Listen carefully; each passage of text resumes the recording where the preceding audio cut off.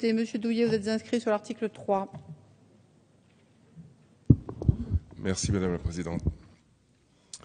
Donc cet article a pour objectif de créer un loyer médian de référence et par conséquent un loyer médian majoré que les propriétaires et bailleurs ne pourront dépasser et un loyer médian évidemment minoré.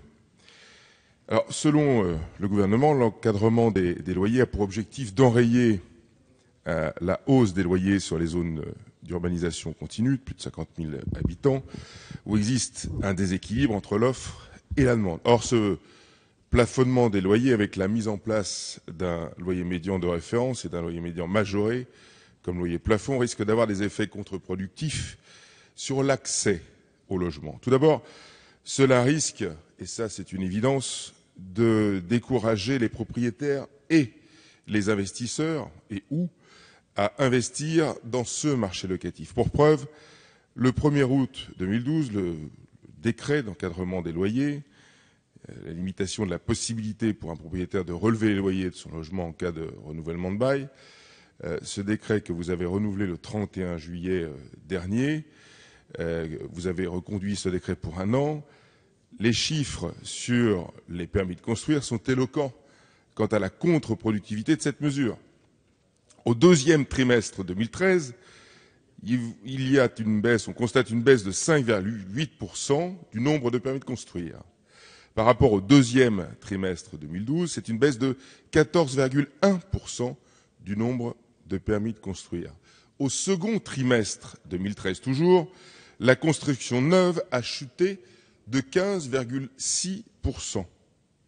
Seul sur le mois de juin, pendant la période où la presse a évidemment abondamment évoqué votre projet de loi, à l'inscription dans la loi de l'encadrement des loyers sur les zones tendues, les permis de construire, sur le seul mois de juin, ont reculé de quasiment 2%. Sur l'année écoulée, depuis l'entrée en vigueur de ce décret, les permis de construire ont chuté de 8,4% par rapport à l'année précédente.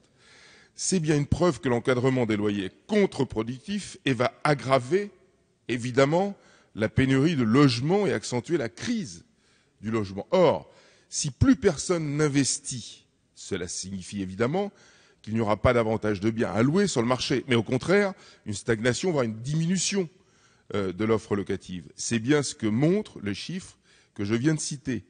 S'il y a diminution de l'offre, avec une demande constante ou voire en hausse, ça va inévitablement engendrer une hausse des prix. C'est la loi de l'offre et la demande, j'invente rien. Donc, plutôt que de régler la crise du logement, cette mesure va l'aggraver. D'autre part, la mise en place de ce loyer médian va avoir pour effet l'augmentation des bas loyers, en deçà du loyer médian. Mais si, c'est évident. Un enfant de 5 ans le comprend, ça. Avec cette mesure, le gouvernement ne va pas dans le bon sens. Cela s'apparente à une nationalisation du secteur de l'immobilier. C'est ce que j'entends, c'est la petite musique qui résonne dans ce projet de loi. Plutôt que de créer de nouveaux logements, ce projet de loi va décourager l'investissement et ainsi créer une pénurie de logements sur ces zones tendues. C'est grave. Enfin, cet article, comme le reste du texte d'ailleurs, jette le discrédit sur l'ensemble des propriétaires, alors qu'une seule minorité est responsable d'abus. Évidemment, une fois de plus, comme d'habitude, la majorité socialiste cherche un bouc émissaire. Cette fois, ce sont là les propriétaires et les bailleurs. Merci, Madame Mastier. Bien, Monsieur Lurton.